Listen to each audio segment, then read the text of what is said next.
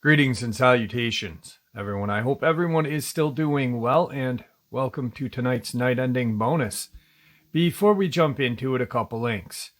As many of you know, I rely on Patreon, PayPal, channel membership, and the merch to help the channel to continue to grow and go.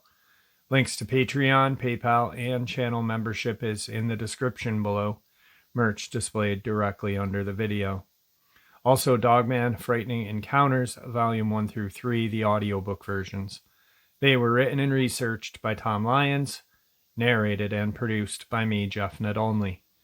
Those audiobooks are available on Audible, Amazon, and iTunes, links to which are also in the description as well.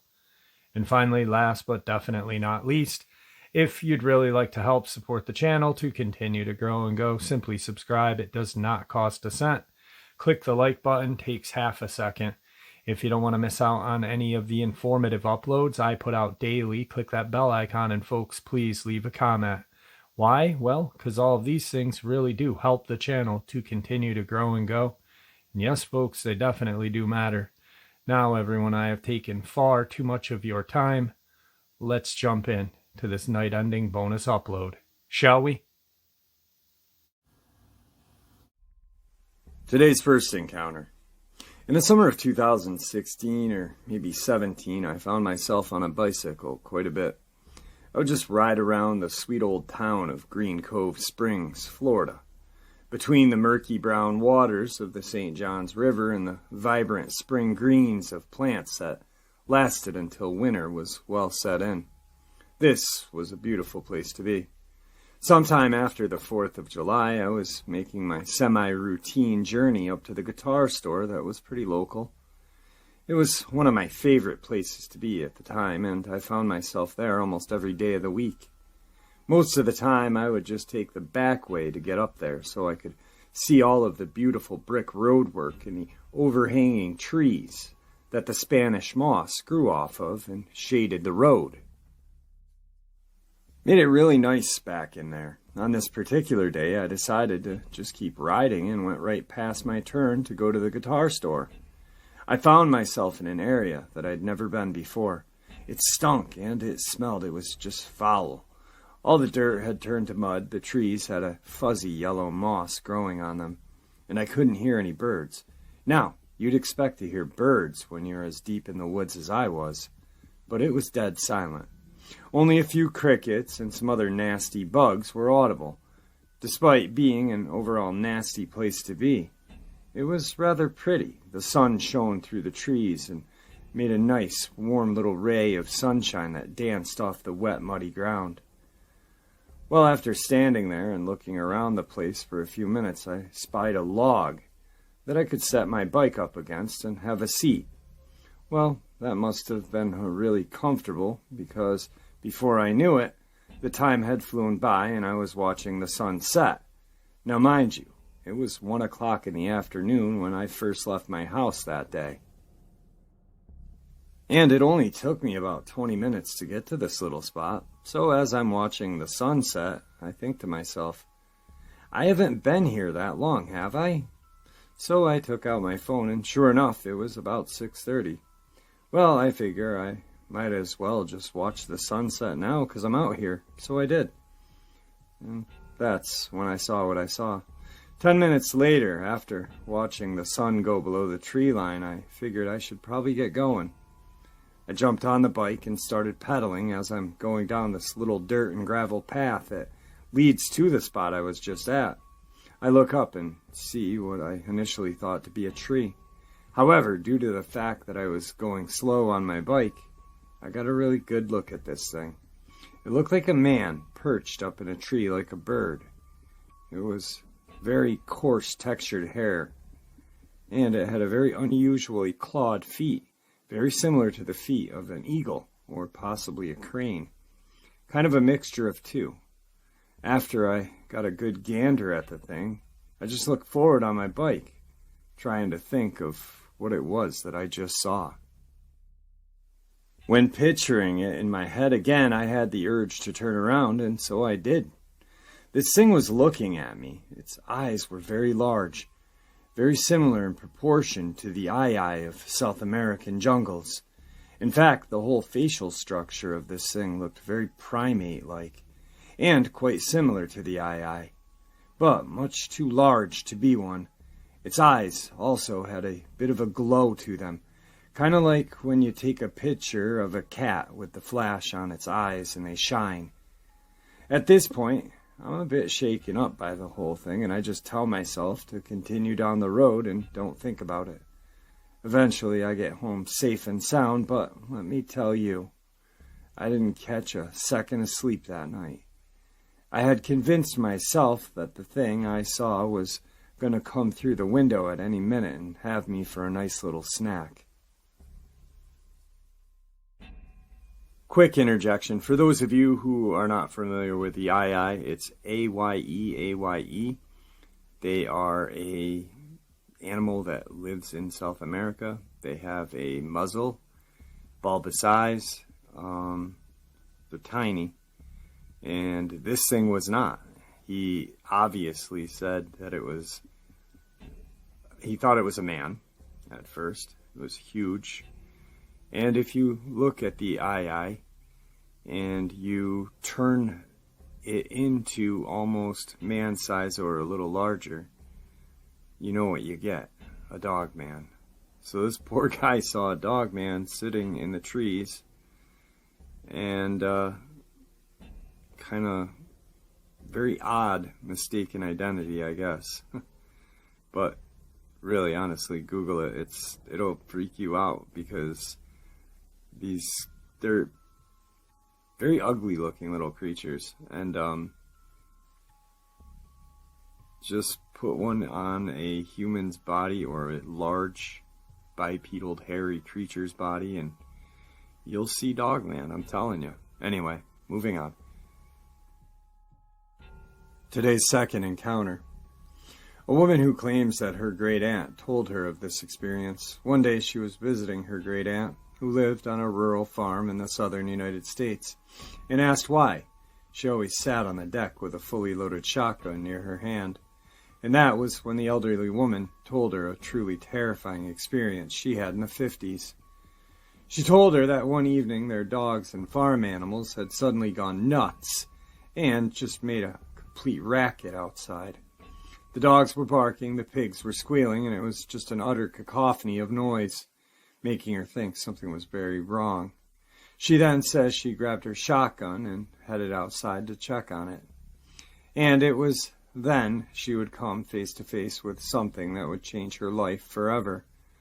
The woman says of her great aunt's rather dramatic account. She didn't see it immediately, but when she looked toward the barn, there was a big pond on the opposite side of the barn.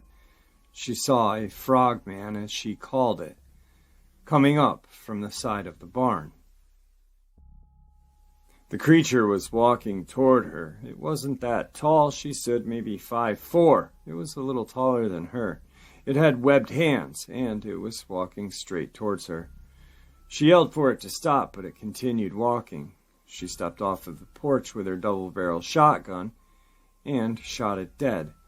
The blood of the reptilian was green. Her husband heard the shotgun go off, and he came outside. They were elderly at this point. When he stepped off the porch, she said, "Look, I killed something. I killed something, and it's not human." They walked out there to the side of the barn. She and her husband buried the thing. When asked where it was, she said that they buried it right where they killed it, near the barn. After they buried it, the animals got quiet again. Her husband told her not to tell anyone the story. The story doesn't even end there, as a month later she says her and her husband saw a blue UFO fly over their home and land nearby, after which more of those frog-like creatures came out and headed toward the barn where their fallen comrade was buried. The lady would say this happened next. They came out of their ship, and they went straight toward the mound where we had buried the creature. They put their hands over the ground. This dead frogman thing that she had killed came out of the ground, It wasn't alive, it was dead. They took the thing and brought it back to their ship. Then they went over the pond, and they raised up their hands, and the spaceship came out of the pond. The pond was bigger than a regular-sized pond. It was almost the size of a small lake. They looked at them, the aunt and uncle, but didn't say anything or do anything. They went back to their ship and just zoomed away into the sky. That's why she keeps her secrets and her double-barrel shotgun next to her, even when she's going to the chicken coop or anywhere else on her land. Today's third encounter. So I was walking to work. I'm a high school teacher after visiting my aging grandmother who lives in Sugar Creek, Missouri. I took this back road alley behind the house since it was a shortcut and I loved the scenery there. It was around 6 in the morning, so it was still kind of dark. The way the alley was is that it's a tiny single-lane road with trees around it, and I was heading west toward the community garden. I heard some chittering sound, so I assumed it was a bird or something. I heard the trash can fall over. Just the neighbor's dog rummaging through the trash, I thought. I saw something behind a tree, and it looks like it was trying to hide from me. It chittered at me and made a mad dash across the pavement into the other trees, and I didn't see much of it, but it was at least 6 feet tall, had black stripes on its body. It stood upright and had 4-fingered hands, and was bow-legged. It managed to scratch the strap of my satchel when it ran, and the claw marks looked more precise than rugged. I don't know if it tried to attack me or it was just scared of me and brushed the strap on accident when it ran. I tried telling my buddy about it, but he was sarcastic, and so I assumed no one else would believe me. Today's fourth encounter. A girl claims that she saw a reptilian creature in the summer of 2002 in Northern Virginia. Katie says she was only 6 when her and her family were sleeping at Yogi Bear's Jellystone Park in Page County the morning the encounter took place. My family and I went to visit Yogi Bear campsite. We set up 2 tents next to the river. So when night fell, my sister and I slept in one tent together, and my mom and brother slept in one next to us. It was 5 in the morning when I woke up, not being able to sleep, and I decided to leave the tent. After making sure nobody heard me or woke up, I crept around to where the fire was. The coals were barely still smoking now, and I took a stick and poked it. Then, according to Katie, something unusually attracted her attention. While I was having my fun, I heard a couple of snaps in this little ring of bushes about 10 feet from me. I snapped my head up and stared while my heart was beating 10 million miles an hour. I saw a slightly fuzzy, scale-looking snout poke out, followed by dark, almond-shaped eyes. The thing poked up to its torso out of the brush, sniffing and staring at me intently. It didn't growl or attack, it just stared. I was frozen with fear, shaking and almost in tears. It was silent except for the little bit of breathing sounds. One of the strangest things, she states, was its feet. They looked like hooves, but I've never seen anything like that thing that had hooves. Katie also described the beast as having an all-bony-looking face with sharp cheeks. She says it looked like a mix between a horse and a Komodo dragon, with dark gray-brown color. Eventually, the animal went behind the brush, and Katie headed back to her tent, zipping it up tight and not sleeping until dawn. She doesn't believe there was any unusual smell in the air when the encounter took place. Yeah, it could have been a bear, but I'm very sure it wasn't. I told my parents, but they got angry with me for leaving the tent at night. Today's fifth part of the upload. There are strange stories of a creature prowling the foothills of Fresno County. of a strange creature with long gray mangy hair and a face of an ape or a baboon, and has both human-like hands and feet. It appears to be sick, coughing and foaming at the mouth. Legend calls it the devil ape or devil fang, but lately it's gone by the name of Watts Valley Wolfape, as it's been seen near Watts Valley Cemetery. There are stories of the Wolfape that the first Native Americans that came over on the Bering Strait coexisted with the creatures, and there are even drawings of the strange creatures that traveled with the Native Americans. When Europeans came over, they found these odd drawings, but no sign of the Wolfape. There is a story that legendary photographer Ansel Adams was taking a picture in Yosemite one day when a pack of Wolfapes came upon him while he was in his tent, and he had to stay there for safety. An even more peculiar story is that a Wolfape entered a single-room schoolhouse one day, terrorizing the students and teacher. The children piled up their desks and climbed to safety with each other in the rafters, while the teacher was able to lock himself into the closet. The Wolfape tore through the children's desks to get their lunch. Finally, after having its fill, it left. Yet another story describes a preacher who shot the Wolfape back in the 50s, claiming it to be the son of Satan. He hung it up on the church walls, and the story claims the animal to be at least 10 feet long. Apparently, the preacher got into a bit of trouble as the Wolfape continued to hang around the church for several weeks, and understandably, the place began to smell foul. So the preacher sold it to a traveling circus freak show, and with the money he made off the sale, he traveled up to San Francisco with the dream of starting his own church up there. He was murdered soon after, and his body was so badly mutilated it took several months to identify. Whispers of a curse of the Wolfape was the cause of the preacher's death. Things were quiet for a while, but around the mid-1990s, a Wolfape was seen at Bass Lake, drinking water from the small lake. Interestingly enough, people mistook it for a hairy man who happened to walk on all fours. The most recent and detailed story was recanted on a local Fresno radio station. There were 2 witnesses, a man and his uncle, who were hunting for garnet near Watts Valley Cemetery when a Wolfape came out of the bushes. The creature was described to be 6 feet tall, gray hair, mangy looking dog with the face like a baboon whose eyes were flat on its face like a human's.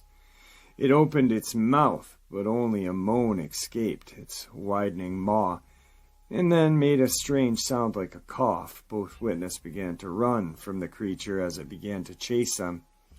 The man threw his lunch at the creature, but that only slowed them for a second. It continued to stalk them over the hills, and the 2 witnesses hopped over a fence and ran through pastures, trying to escape the beast.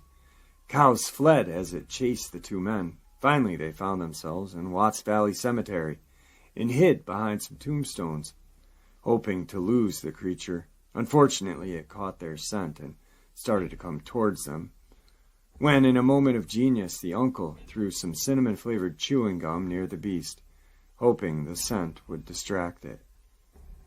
It worked, and the beast was occupied for a few seconds. Soon after, the caretaker to the small cemetery arrived and offered to give the 2 men a ride back to their car several miles away. All 3 watched the strange creature for a few more minutes in the safety of the caretaker's truck before it went away. Not much is known about this creature. Theories from failed genetic experiments escaping to another type of Bigfoot has been discussed. Whatever it may be, it seems to be sick, and if cornered, makes it a dangerous animal. Today's final encounter. I was 16, cruising around at night in a small area where people used to go four-wheeling. The area is now developed. This is in eastern Cheyenne, between an area known as Sun Valley and Lincoln Valley Auto Salvage. I was driving in an easterly direction on a dirt road. saw some kind of wolf-like creature in my headlights, roughly 60 yards in front of me. My first thought was coyote, but it was not. It seriously looked like a werewolf from the movies. I only saw it for a couple of seconds. The thing glanced halfway at me, and my lights reflected on its eyes, which were bright yellow and glowing. It also ran over the hill, but it scared the crap out of me. I rolled up both my windows and locked my doors and started turning my 78 K5 Blazer to see if I could catch it in my headlights again. But I ended up not seeing it again, and I was not about to go any further. Like I said, I was scared shitless. I ended up turning around to the nearest neighborhood by a couple of street lamps, unlocked my door, and bailed out and immediately scrambled to the ground to look under the truck. Much like bailing off your bed as a kid, leaping halfway across your room and jumping down to look under your bed, just to prove that nothing is really there. I still laugh about it. I had to look crazy to anybody in that neighborhood who would see me. So to best describe what I saw was like a wolf, but it was like a movie werewolf. If it stood up straight, it would have been about 5 feet tall. It wasn't completely covered with hair, if any at all. I remember it had a dog-like face with cheek tufts and shorter, pointed ears, as well as a snout like a dog. Its arms were like an orangutan's, and its hind legs were shorter than a human's, like I said. Like the movie werewolves, except it wasn't all huge in the shoulder and neck like you see in a lot of the comic book werewolves. I grew up in Wyoming, and my mom and grandma never really talked about stuff like this much. If UFO was mentioned, they would reply in a casual manner. Ghosts were referred to in the same manner. It's just something that's normal. You really don't think about how exciting it really is. This is why I kind of forgot about it until tonight. Now, what is creepy is I figured my girlfriend would just probably find it an interesting story. Instead, she proceeds to tell me about 2 separate friends who didn't even know each other, telling her about a giant Batman creature south of town. Needless to say, the hair on my arms stood on end. That's exactly how this creature stood, like a giant bat. The creature I saw wasn't hairy all over, although I do remember it having hair on the outer portion of its arms and on its cheeks. In my mind, I remember it being kind of leathery, so we proceeded to look online to see if there's been any other reports of such a creature in Wyoming. So far, really hasn't turned up much. Although Wyoming has some really odd stories about Bigfoot and other things. Well, there you have it, folks. This night-ending bonus. I hope y'all enjoyed it as much as I enjoyed sharing it with you. I'd like to thank you all for supporting the channel. It is, after all, your support that keeps the channel growing and going, and honestly, what gives people a chance and a place to share their experiences and theories judgment-free, just simply treated with the respect that we all deserve. Guys, thank you for supporting the channel. It really does mean the world to me. Share this information with the people you love and care about. It may just help save their lives someday. God bless.